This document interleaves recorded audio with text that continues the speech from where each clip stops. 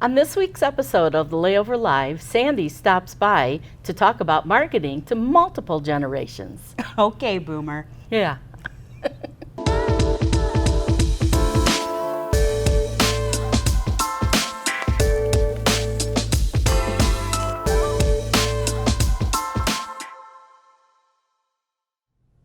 Hello everyone and welcome to episode 104 of the Layover Live, where we bring you the top article from the Layover each week. I am not Jason Swick, I am Grant Stoll, strategic analyst. Jason is out this week, so you get me. But I am joined by Sandee Jordan, Director of Content Marketing. How's it going, Grant? Excellent, excellent. In the host chair once again, pretty excited to kick this new 100-some episodes off and to be the new host from now on. No, just kidding. Jason will be back next week, so in the meantime, we still have business to take care of. Yep. And this week, we are talking about an article from Natural Intelligence, talking about from boomers to millennials, how to market to each generation. Absolutely. So it's a pretty great article, I think. It goes through a lot of differences of the generations, how to reach them, how to market to them.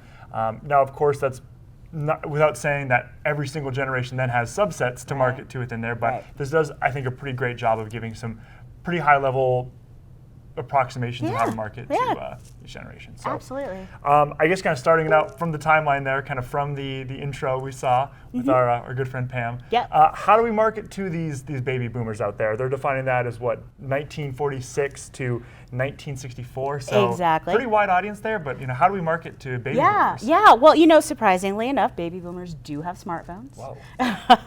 And they do have computers. So they are online. They are really prone to those tangible experiences, though. They want to be able to walk into a store and touch something and feel something. So while they do some research online, they're going to read your longer blog posts. They're going to also order your visitor guide.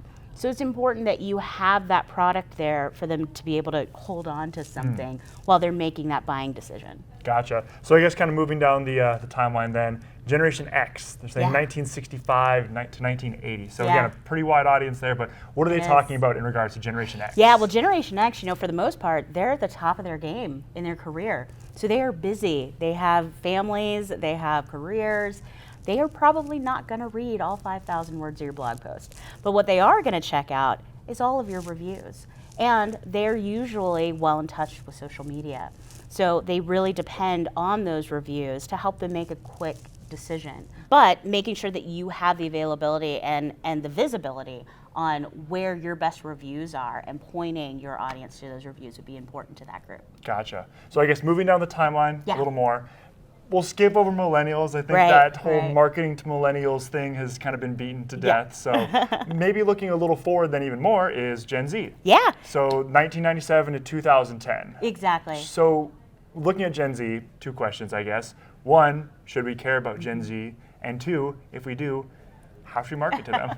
Yeah, well, I don't think that we all should give up our marketing plans and start making TikTok videos just yet. Fair. But Gen Z does have quite an influence over their parents. And that is an important group to market to as well. I think what we've learned by looking just from one generation to the next on how we market to them is that our marketing plans need to be pan-generational. So we need to include those visitor guides that a boomer would want to hold on and touch, but we also need those 5,000 word blog posts in order to paint a picture of a destination and start those conversations online. We need a social footprint to make sure that those conversations are happening across social, and then we need a way to capture those Gen Zers in a medium that they're already experiencing. So Snapchat and TikTok might be a venue for you, especially if you have those products in the destination that would speak to that generation. Gotcha.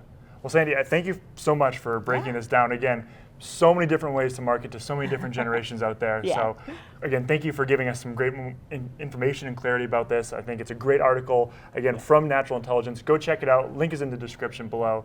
Thank you again for stopping by. If you have not subscribed to us already, please do so now. We're also available on Apple Podcasts as well as Spotify. Links to those are in the description as well. So Sandee, thank you again. Thanks. And thanks everyone. Take care and have a great day.